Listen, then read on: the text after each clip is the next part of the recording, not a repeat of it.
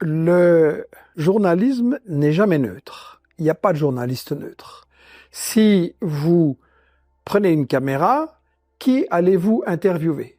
Les gens des beaux quartiers à Uccle ou à Waterloo ou à Knokke-le-Zout, ou les gens des quartiers qui ont du mal à finir le mois? À qui vous allez donner la parole et qu'est-ce que vous allez montrer comme problème intéressant? Vous allez parler des princesses, vous allez parler de la vie des stars, ou vous allez parler au contraire de la guerre, du racisme, de l'emploi, du chômage, du désespoir des jeunes. Voilà, c'est déjà un choix. Et à qui vous allez donner la parole? Dans le cas d'Israël et de Palestine, c'est très flagrant. On a eu dans la première semaine dans nos grands médias la parole à Israël. Netanyahou, c'est un menteur professionnel, tout le monde le sait, mais ça fait rien.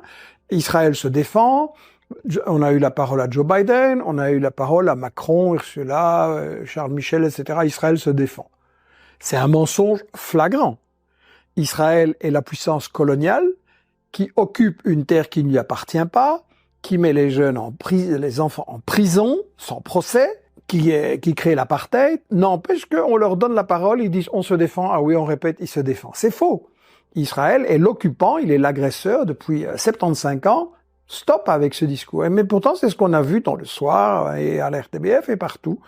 Le copiage du discours de Netanyahou.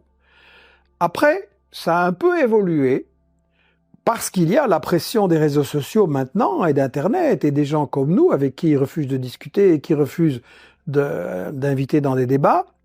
Mais une autre info circule sur Internet et les gens ont pu voir ce qui se passe. Aussi le fait que les gens qui sont d'origine arabe ou musulmane se rendent bien compte de ce qui se passe, ils s'informent autrement et évidemment ils font pression. Et pas oublier que dans quelques mois on va voter, donc on doit un petit peu maintenant se ménager. Après quelques jours, on voit les discours qui évoluent.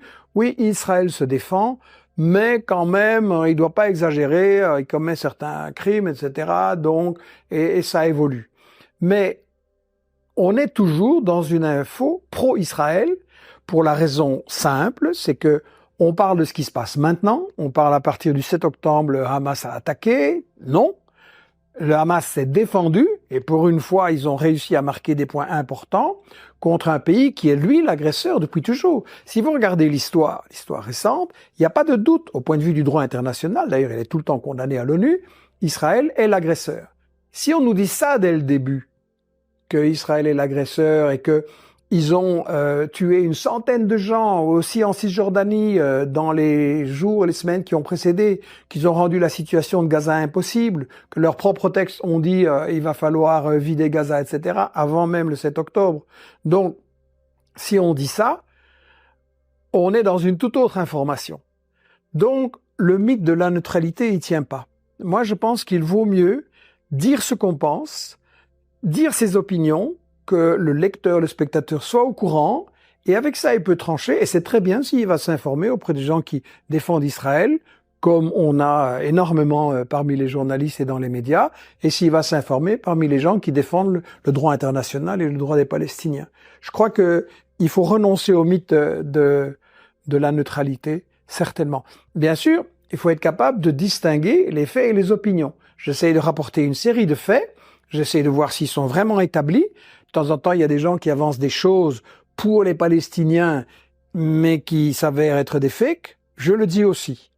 Ou si sur une question de fait, je ne sais pas, eh bien dans différentes choses qui se sont passées autour de Gaza le dernier mois, j'ai dit là, je pense que je sais, là c'est absolument certain parce qu'Israël lui-même l'a reconnu, et là on ne sait pas, il faut enquêter plus. Je crois que vous voyez, c'est ça une attitude, on peut s'engager, on doit le dire et on doit vérifier les faits avec le maximum de rigueur.